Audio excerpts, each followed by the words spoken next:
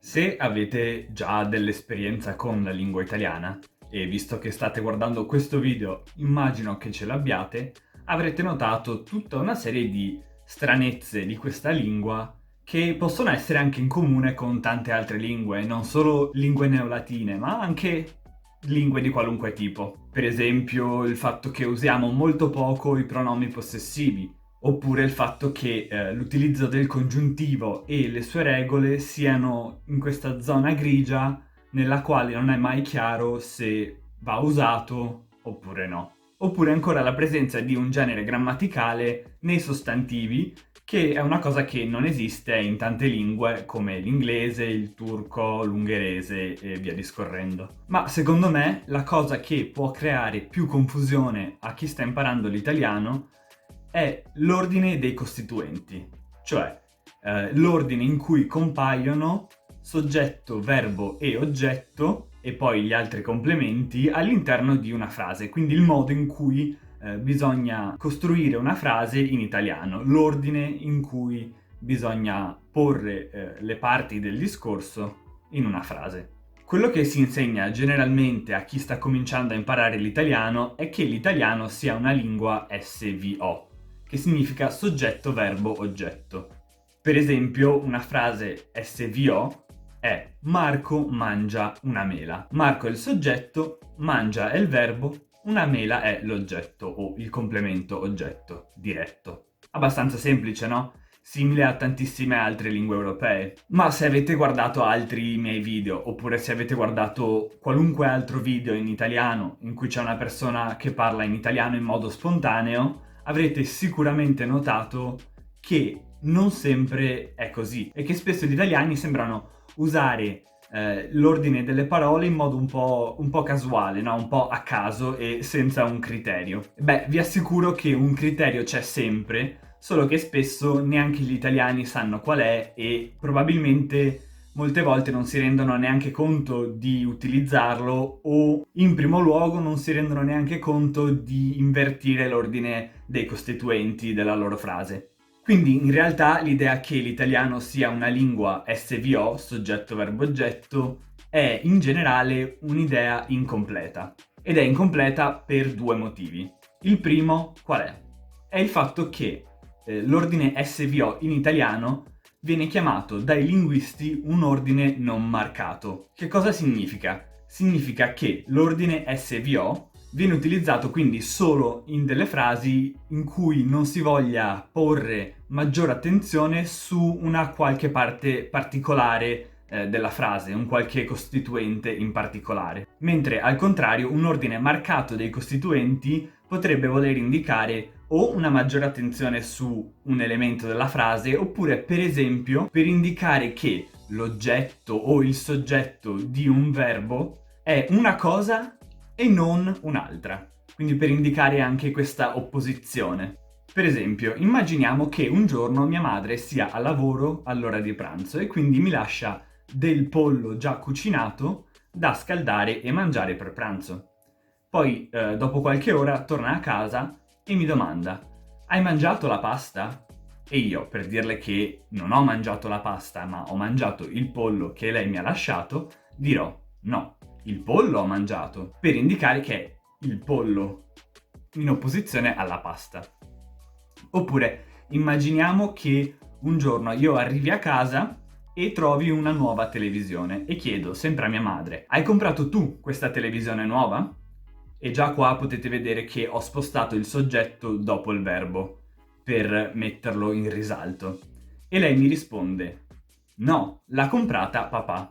Quindi qua mette il soggetto papà alla fine della frase per indicare che non è stata lei, ma è stato papà. Perché la posizione normale del soggetto sarebbe all'inizio della frase, no? La posizione non marcata.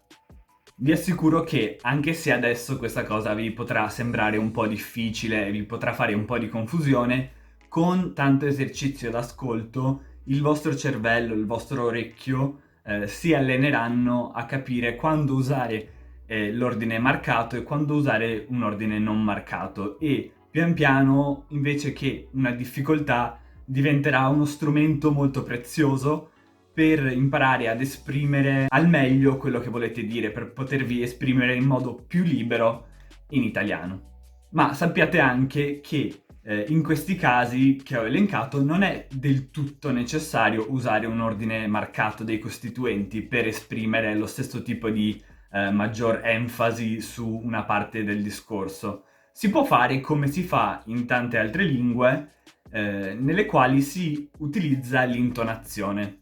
Cioè, invece che spostare le parole all'interno della frase, si pronuncia una delle parole con un'intonazione diversa o particolare o più forte. Per esempio, usando l'esempio di prima, invece di dire no, l'ha comprata papà, si poteva tranquillamente dire no, papà l'ha comprata, che ha il soggetto nella posizione non marcata, quindi all'inizio della frase, ma viene detto papà, così, con questo accento più forte, con questa intonazione particolare, mettendo quindi un po' più di enfasi sul soggetto, usando semplicemente il vostro tono di voce. Molto semplice, si fa in tantissime altre lingue. Un'altra situazione, invece, in cui un ordine marcato dei costituenti, quindi particolare, che non rispetta l'ordine SVO, non è solo possibile, ma è anche obbligatorio, è quando la frase inizia con una delle parole interrogative: cosa, che, come, dove, perché, quale e chi. Attenti, perché invece questa cosa non si fa con perché. Comunque, penso che questa regola la sappiate già, che sia in modo consapevole o in modo inconsapevole, ma penso che nessuno di voi abbia mai sentito qualcuno chiedere, per esempio, cosa Marco ha mangiato? Suona chiaramente malissimo. Se avete un minimo di familiarità con l'italiano, saprete sicuramente che non si dice così. Si dice cosa ha mangiato Marco?